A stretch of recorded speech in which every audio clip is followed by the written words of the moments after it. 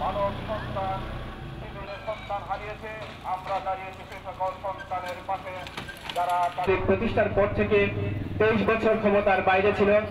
পঁচাত্তর পরিস্থিতি আওয়ামী লীগ কখনো সৃষ্টি করে নেই।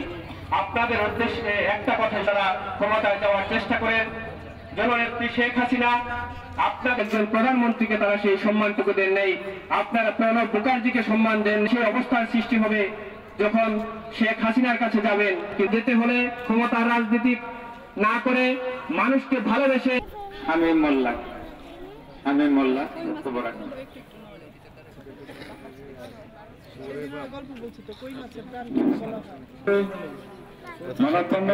যাবেন, মঙ্গলবার আসবেন। আন্তরিক শুভেচ্ছা।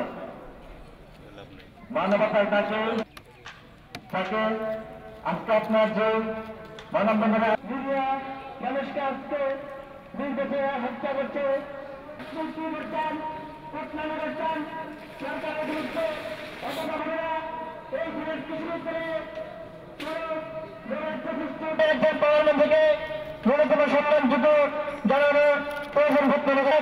বাংলাদেশের যে বিবেক সমাজ আছে, বাঙালি জাতি আবেদন করতে হবে। বাংলাদেশের যারা সার্বভৌমত্বী প্রয়োগ করা হোক এবং সন্ত্রাসী গোষ্ঠীর নামে রয়েছে গোষ্ঠীবাদীরা আপনারা দেখে যান।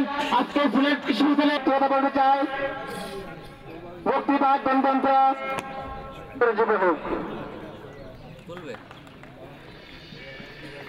মানববন্ধনে বক্তব্য রাখার জন্য অনুরোধ করছি কর্মচারী পরিষদ বিশ্ববিদ্যালয়ের শিক্ষক সমিতি কর্তৃক